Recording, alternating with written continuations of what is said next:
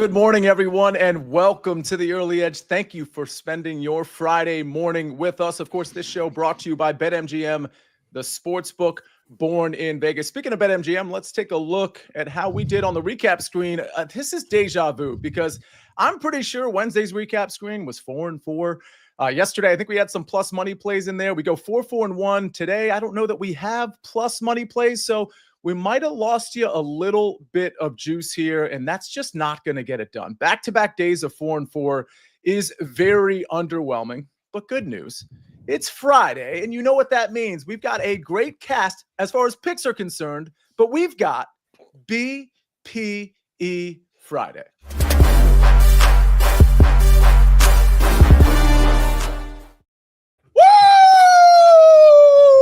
Let's go! Let's go! Let's go! Let's go! Let's go! If you want it, you can get it. Let me go! Ha! Ha! I need to know what's going on with one John Eimer, a.k.a. Buckets. But before I even get there, we need one thing and one thing only. It is your Chip Me Up. Good morning, see you. Good morning, Mike. Good morning, Snyder. Good morning, Buckets. Good morning, Early Edge fam. Good morning, Ben. And I just want to say do with the first pick in the BPE draft, the CPU Chip Patterson University selects John Buckets Eimer. Yes.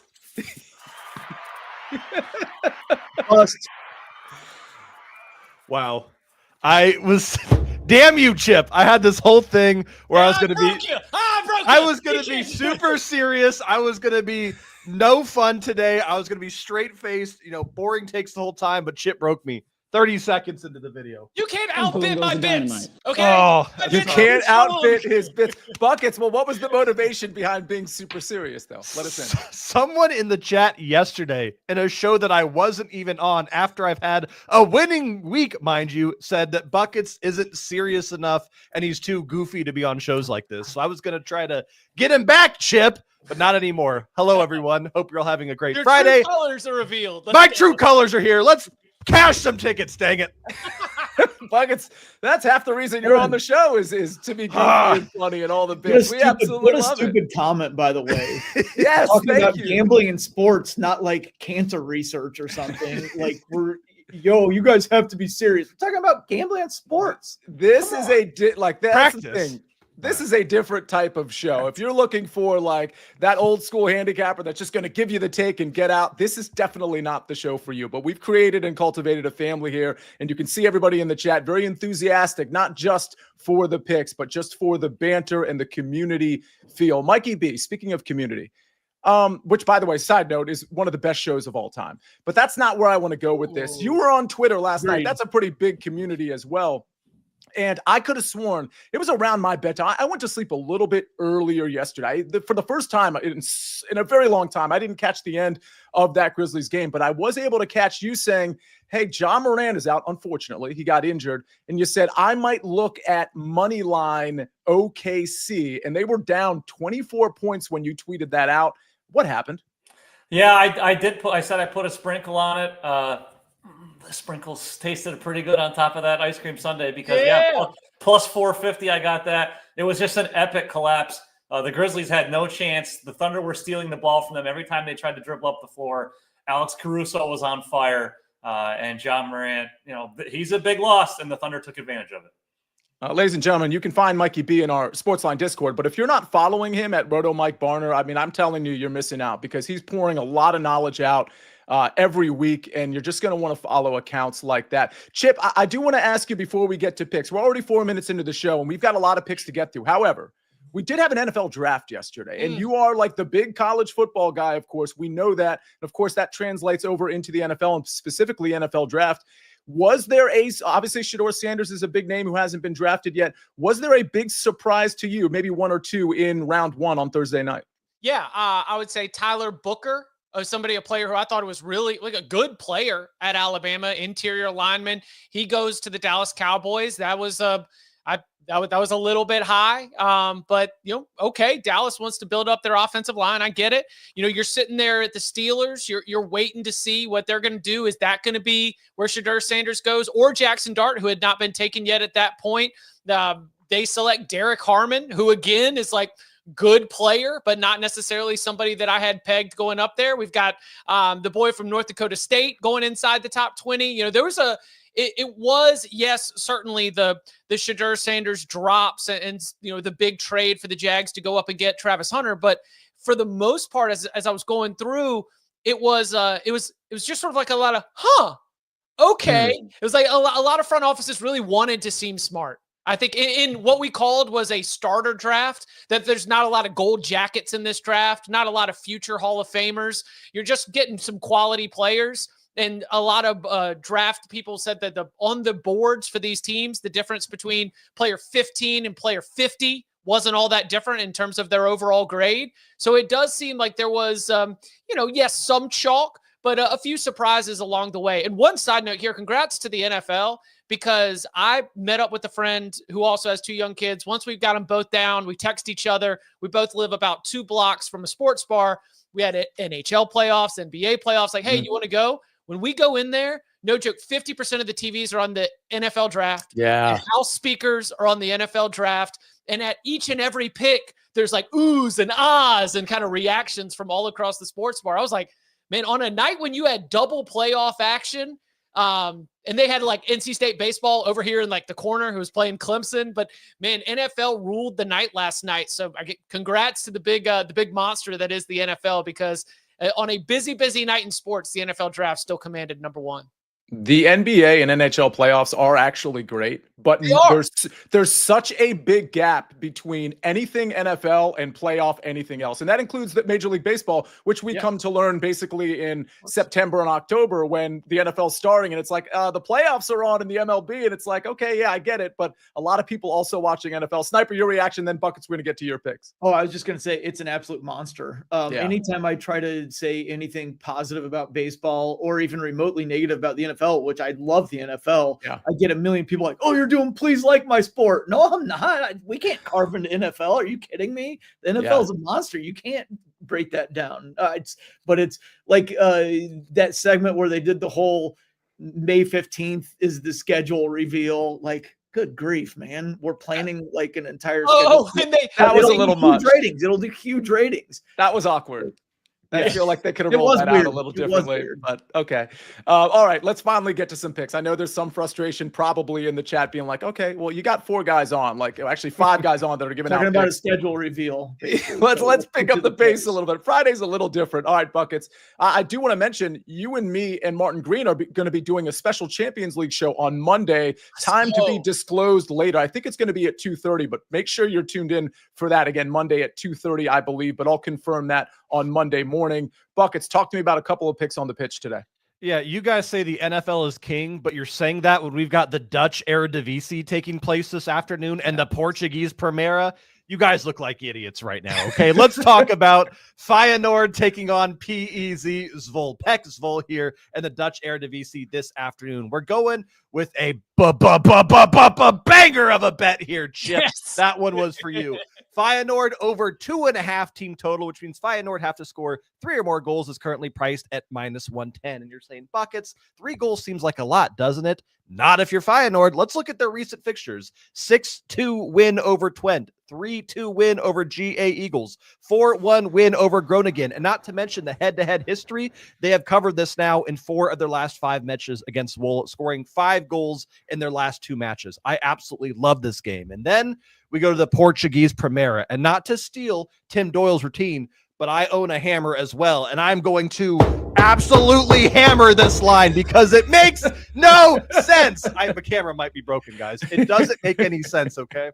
Take both teams to score in the matchup between Famalicão and Braga. The books are telling us that Famalicão is not good enough to score against Braga, even though they've done it 7 of the last 8 times they've played, and even though the last time Famalicão played Braga, they scored 3 against them. BTTS at -110 is ridiculous because if this was -200, I would have given it out as a parlay piece and said play it anyways, guys. It makes 0 sense. There you go, Chip. Sorry. See ya. There's my 2 plays. Yeah. Bucket's going full Blair Witch Project with his camera. It's that was fun. That was fun. We'll have to run that back. All right, let's go to RIP camera, says CLE fan. And also it's Lydia and Richard Pierre saying, hey, let's get the likes up. We certainly appreciate that. Chip, quick story. When I was narrowing down the field for my matchups yesterday, I had two matchups. This is a true story. I'm not just saying this for the show. There were two matchups I had in mind. And the debate for me was, do I give out both or do I just give out one? I went basically 0-1-1 yesterday. The one loss was thanks to a 231-yard albatross from Adam Shank, which picked up 3 shots for his team. I end up losing by 1 shot. It's just incredible bad luck for me yesterday, especially since I had the Hoyguards as first-round leader, and they got clipped by Velo and Isaiah Salinda, who shot a course record. Like, it just was crazy. So I was almost like tentative. I only wanted to give out one. And then I see your email come in, and you don't always send an email the night before, but you were on the other pick that I was considering in the moment. So go ahead, Chip, give out that pick. All right. Okay. So those of you who've played some team golf, they'll understand, especially here at the Zurich, that you're playing best ball yesterday. You're playing alternate shot today. And there's a term that a lot of people use. It's called brother-in-law, right? Like the brother-in-law golfing. Okay. You know, when you get a birdie, maybe that's the hole that your playing partner isn't there. But then when you hit it off to the side, then your playing partner steps up. And being that brother-in-law type mentality, you can carry over into the alternate shot format. Well, you know what's better and stronger than brother-in-law? Actual brothers. That's right. We are going to go with Nikolai and Rasmus Højgaard -130 over Michael Thorbjornsen and Carl Phillips. Now, I want to make sure that we are not disrespectful to our young bucks here, because Michael Thorbjornsen and Carl Phillips, while they do not have the same familial relations, they're both golfers from Stanford. They're both under the age of 25, and we've seen both of them pop a little bit. Thorbjornsen was T2 at Punta Cana last week. Earlier this season, we saw Carl Phillips have his breakthrough with the win at the Puerto Rico Open. But we've been targeting the Højgaards a lot in different tournaments over the course of the last maybe 12 to 18 months. And boy, what they showed yesterday in the first round was fantastic form. We're talking 7 birdies for Nikolai, 6 birdies for Rasmus. True brother-in-law golf among brothers. So when I'm thinking about being able to flip this and take it into the very next round, I like what we've got here with the Højgaards. Now, you will see -130, a little bit juicy. I will point out that at MGM, where I got this line, you could also do a 3-way line where you can drop this to -115, but you would not get your bet back or have the bet voided if it is a push or a tie. I am going to pay the extra 15 cents, and here's why. In alternate shot, the scores we are expecting are going to be tight. Like if you go into every single round score for these pairs today, it's like 69.5, 70.5, 71.5, and pretty much all falling in that range. The potential for a push is definitely there. So I'll take the extra 15 cents for that insurance, and I'll lay it with the Højgaards. Yeah, I totally agree with that. I will say I had Nikolai and Rasmus as a first-round lead, but it was one of my 3 primary outright bets as well. I had a couple of long shots, which actually will be implicated in my pick today, but I'm just hoping, like the Højgaards, especially Rasmus, he's shown up lately in rounds 1 and 2, and he kind of tends to fall off over the weekend. Of course, for my outright, I hope that's not true, right. But I certainly like this play. I thought Phillips and Thorbjornsen, particularly Phillips, I like him. Hit him 70-1 at Puerto Rico just 6 weeks ago, but I thought he looked a little bit off. Mikey B, before we get to the BetMGM promo that I want to tell everybody about in our SportsLine pick, I do want to ask you, because early in the chat, Japan said Lakers take back the series tonight in Minnesota.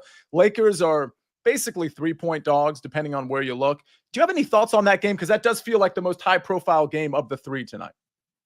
Yeah, I do think the Lakers are going to win one of these games in Minnesota. I don't know if I want to make that tonight's game. Yeah. I feel like Anthony Edwards is going to be so jazzed up tonight.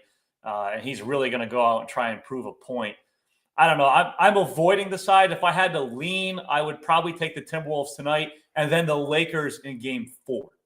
Yeah, that makes sense. Cleveland fan says Giannis triple-double. Don't miss it. That game at 8 o'clock. Of course, Milwaukee hosting Indiana. And we've got 2 props coming from Mikey B in just a second. I do want to tell you, though, because we're going to get to some MLB picks from Snyper in a second as well. BetMGM account holders will receive an MLB home run boost token. To use the token, add an MLB home run wager to your bet slip and activate the token. If you win, you get extra winnings only at BetMGM. Yesterday, I did promise you all that we were going to have some home run props, and Ben and I have been, well, mostly Ben actually, has been working on kind of like bringing that to the show. Maybe starting next week, we're going to have the SportsLine model's favorite home run numbers. So stay tuned for that. We are going to be bringing you that. And of course, we got guys like Snyper and Amags and Mike McClure and others to kind of talk about what the model is saying as well.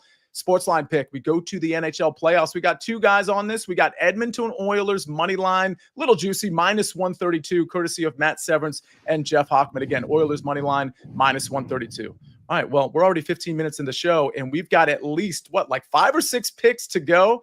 Maybe some laughs, who knows? We'll find out right after this message from our partners.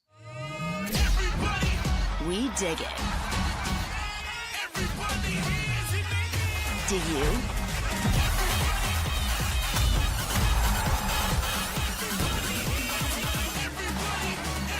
The Pro Volleyball Federation on CBS Sports Network.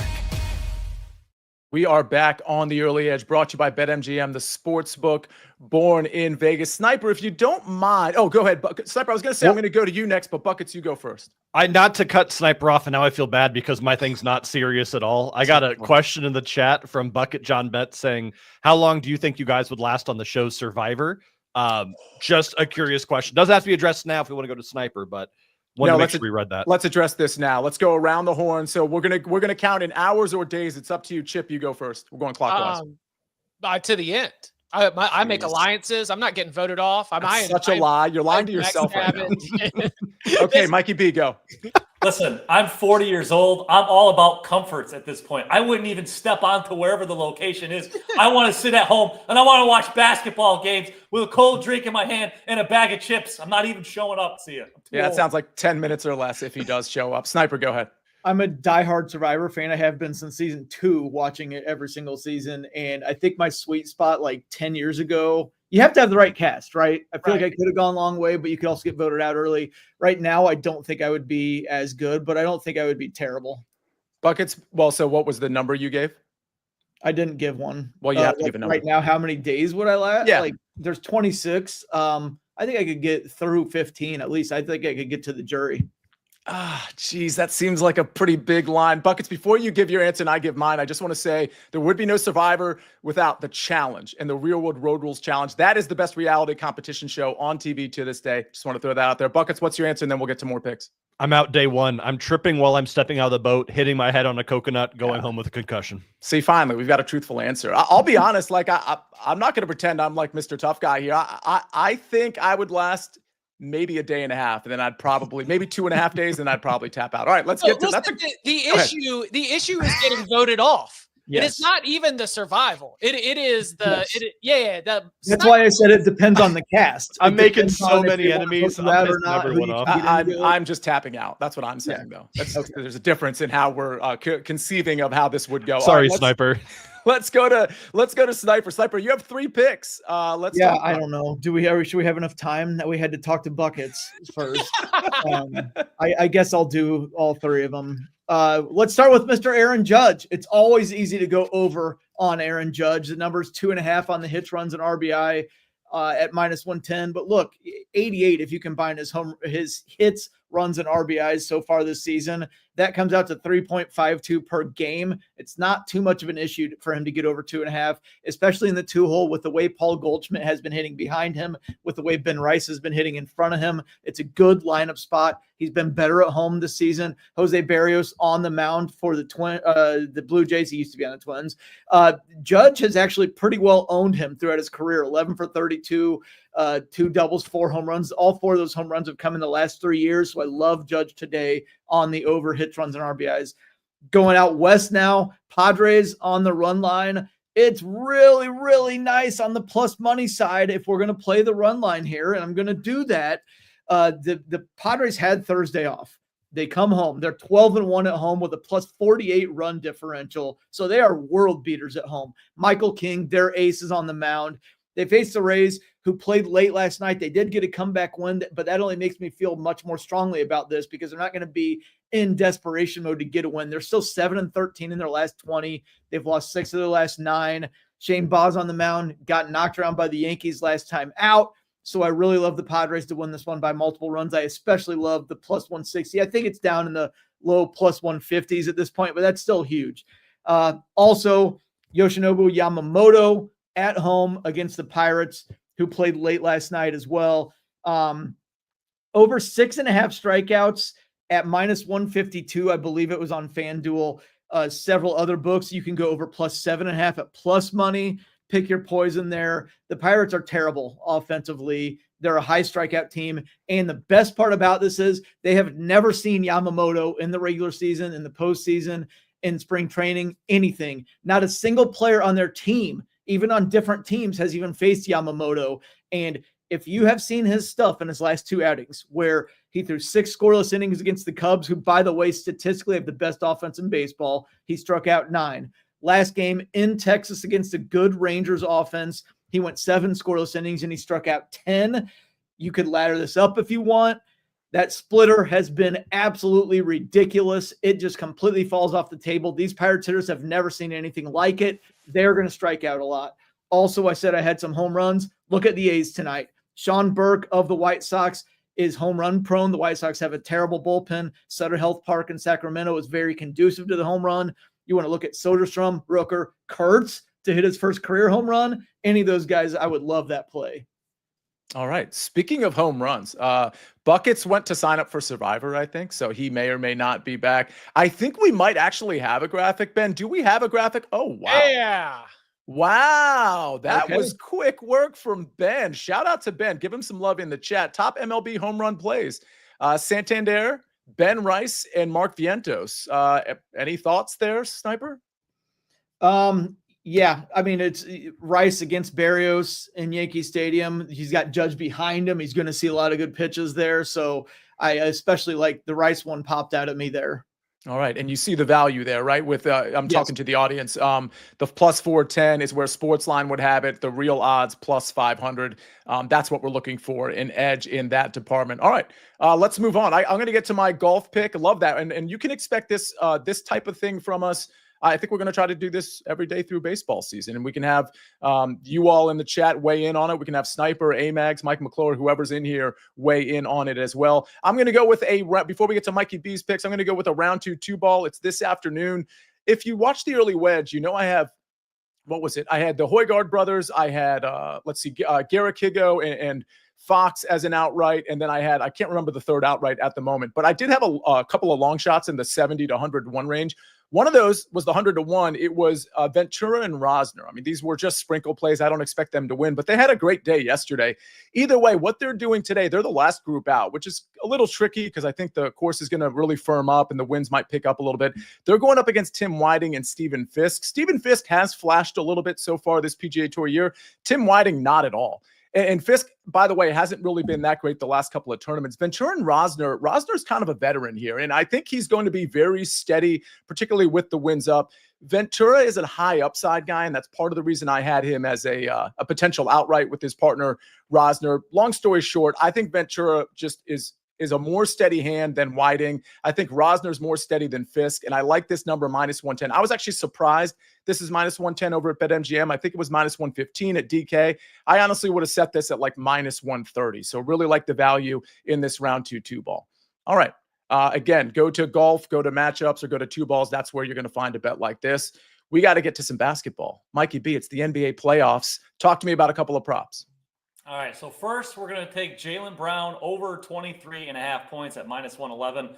Jason Tatum, with his wrist injury, is listed as doubtful again. He did not play in Game 2. The Celtics are up 2-0 in the series, which we talked about on Wednesday's show. I said I don't think that Tatum's going to come back until the Celtics are in a tough spot in this first round. Well, they're definitely not, being up 2-0 here, so there's no need to rush him back. In that Game 2, Brown scored 36 points over 42 minutes. He took 19 shots from the field, 8 free throws. The Magic have a great defense. They play well at home, but I think Brown's increased usage rate alone helps him go over 23.5 points. And then I'll go Pascal Siakam over 19.5 points against the Bucks at minus 127. He averaged just over 20 points per game for the season. He averaged 21 points per game on the road, so we like that here, this game being in Milwaukee. Now, he scored 25 points against the Bucks in Game 1, 24 in Game 2, And in 4 regular season meetings against the Bucks, Siakam scored 25, 20, 25, and 26 points. He loves this matchup. Plenty of minutes, plenty of shot attempts in what should be a close game. I like Siakam over 19.5 points. All right. 2 quick picks. Jaylen Brown over 23.5 points and Pascal Siakam over 19.5 points. Mikey B, was there anything, and yes, Sniper, I know you have something to say. We'll get to you in a second. Mikey B, was there anything in the chat basketball related that we might have missed as we've gone 25 minutes into the show? No, I don't think so. It's just been a lot of talk about this Survivor thing, and I was also concerned that Buckets actually broke his camera. So I'm happy that he's back and that he did not break it. What actually happened is when I threw the hammer super athletically, there's a little bicep shot for you guys. Yeah. It bounced off my bed, went sideways, and left a little hole in the wall. So I was seeing what I actually need to do with that. So Are you spackling? I don't know how to fix it. I was just saying how bad it was. Oh, okay. This is fantastic. By the way, Sniper, Joe Neuenfeld thought you were wearing A Packers. unfortunately thought you were wearing a Packers shirt. Your response? Well, that's why I had to go get the Bears hat on, because Let I was know. completely triggered by that. I would never, ever, ever be caught dead in a Packers shirt. This is clearly Pacers Oh. with Game 3 of the Pacers-Bucks series. Well, going you can tonight. see how there might have been some confusion. It's the I exact can't. same letters -1, same colors. Fair enough. Yeah. You will never, ever, ever find a Packers, Purdue, Cardinals hat anywhere up here. That's I do totally not- fair. No. Let's see. Yeah, Wow. There we go. Wow, Ben, drop it in. By the way, we don't have a producer pick. I didn't miss it, did I? No, we don't have a producer pick, but I do want to give shout out to Ben because he bounces back with his producer pick cash yesterday. So good stuff from him. Aaron Taylor, Tailored Winnings, has a lot of baseball picks in here. And when he saw the home run graphics, he said, Vientos, wind blowing out in Washington. He and Lindor have a great day today. Sniper, your thoughts? What was that? Vientos. Well, we already covered Vientos, but Lindor against Washington. In my initial brainstorm, what I do the night before is basically look at like 5 or 6 things, and then I narrow it down. In my initial brainstorm, Lindor was one of the ones I wrote down. He's been absolutely on fire. My only concern was he was on fire at home, and he hasn't really hit on the road. I'm inclined to think that it was more just him getting hot and not a function of being at home. But that was my only, let's see him do it on the road for a second. But yeah, I think that he's really locked in right now. Dano says Franz Wagner under 35.5 PRA -120 at DK. Chip, was there anything you needed to respond to? I don't think so. Apparently, our friend Jeff Stenberg, he is the president of the Michael Bjornsson fan club. Yes. He is very disappointed that I've taken the other side of that one. But I tell you what, Thor dropped in an eagle right near the end of their round yesterday to be able to help their score get to 8 under. I don't think they're going to have any trouble making the cut or anything. But the way that Phillips was playing, I think that he's going to need to make sure that he delivers in big spots. Yeah, today's a tricky day, though, with alternate shot. There are going to be some really good teams that miss the cut. That's why when you're playing DFS here, getting a 6 out of 6 with only top 33 and ties making the cut is really, really difficult in this tournament because a lot of good teams just get bounced out in alternate shot. Just one bad day will do it. Buckets, anything before we get to the recap screen? I'm in the process of submitting my Survivor application as we speak. I'm going to prove everyone, including myself, wrong. Wow. Are you an employee of CBS technically? Because we can't.